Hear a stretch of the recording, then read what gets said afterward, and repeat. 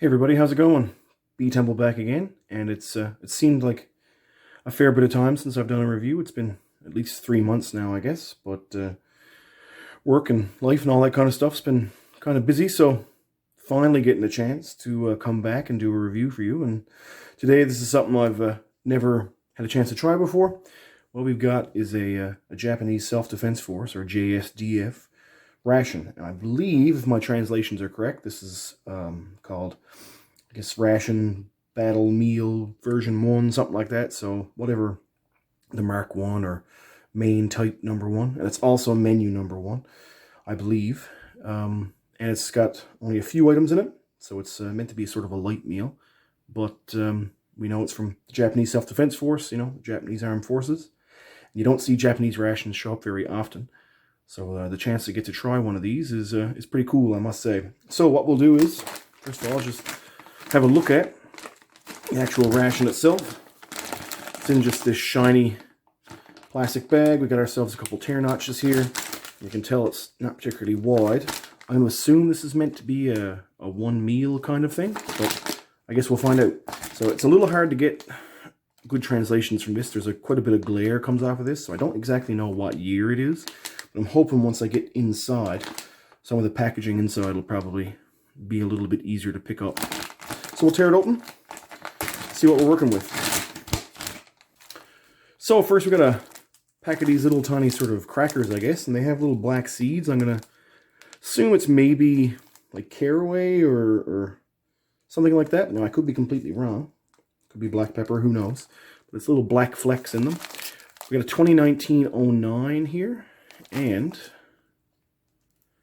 I don't know, I'm going to assume that's an expiry date, because I know that would be, not that long ago. Obviously, this is December right now, so I've had this for longer than 3 months. So that's probably the expiry date. So it's a couple months past expiry. And we also get a few little sort of sugar candies to go along with it. But that's part of the ration. Get a little tiny spork. Get this little packet, which I believe is some sort of like tuna salad, if my translation is correct. And I guess this could be seen as the Japanese version of the 4 fingers of death. So you've got 4 Frankfurters or hot dogs, whatever you want to call it. So interestingly enough, we've got a Japanese ration, and this is now empty, as you can see. So we've got a Japanese ration that has no rice in it whatsoever. So we've only got some crackers with a few little candies, spork, some tuna salad, and a packet of, I guess, hot dogs or sausages or something along those lines. That also has a 2019-09. So we're a couple months past expiry, but that shouldn't be that big of a deal. So I guess the biggest thing to do now, there's not a whole lot to this, is heat up the sausages. And I'm going to assume the tuna is fine to eat as is. And the crackers and stuff the same. So we'll be back in a second once everything's ready. So here we have it, guys. This is a Japanese Self-Defense Force, I guess, Type 1 combat ration.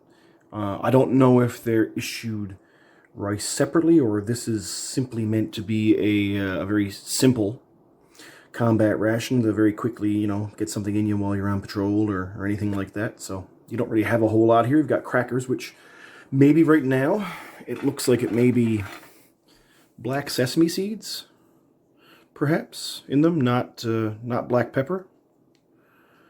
It's about what I can gather, but I guess we'll figure it out. Maybe there's like a certain taste there that we'll get.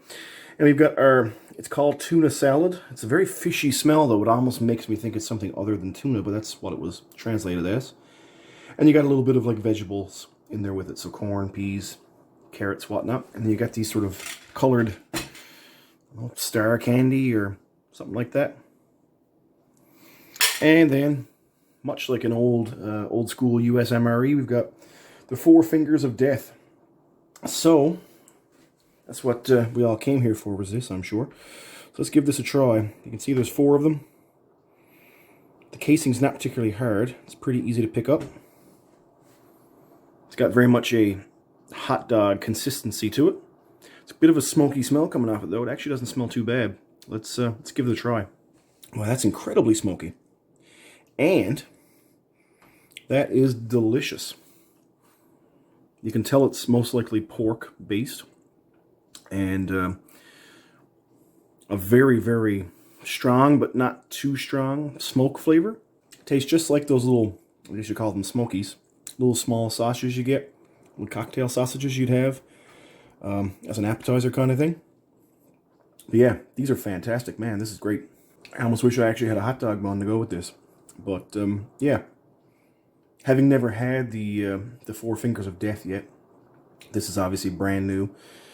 Well, not brand new, but it's supposed to have only expired a couple months ago. But this is in perfect condition. Tastes is great. And, you know, much like a very mushy, cheap kind of hot dog, you know, kind of breaks away the minute you bite into it. But you are certainly getting that pork sort of flavor. And you know that it's, you know it's a hot dog. Oh, yeah, those are fantastic. Let's try one of our crackers. Like I say, it almost looks like it could be black pepper, but some of these sort of little pieces here do kind of give off the sense that it's a, black sesame seed, but we'll give it a try. Get a little cross section there. These are nice and light and airy, a little bit buttery. And yeah, that is definitely black sesame seed. These are delicious. Yeah, I got no complaints about these whatsoever. These are great. These will go perfectly with a little bit of jam. I know the older Japanese Self-Defense Force rations that came in the cans, when you got these bags of crackers, you would sometimes also get a little pack of like marmalade, something like that would come with it, but these obviously didn't. I don't know if that's something that they're meant to have, I guess, supplied outside of that, or maybe it's supposed to be part of their kit anyway, or from a different type of ration, or get it from a field kitchen or whatever.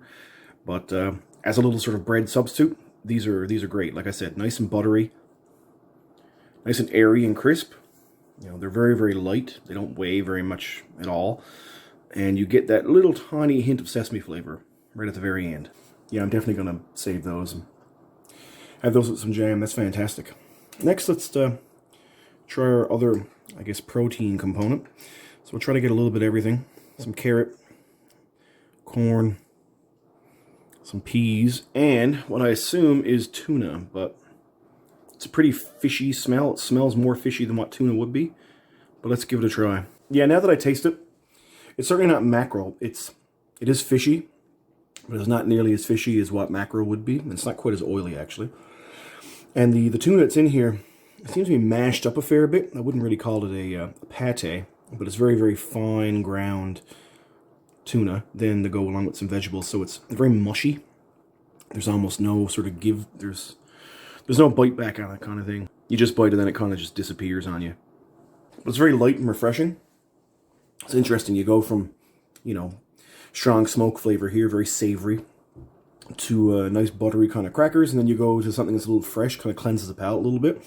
It's a little tiny bit of vinegar, maybe, in the oil, in the sauce that they use in the, I guess, the tuna salad, whatever they want to call it. So yeah, all three of them together, they don't seem to go well together at first, but once you sort of go from each item to item, they bring something to the table, as it were. Not a whole lot left to say, aside from these candies. Now, they are different colors.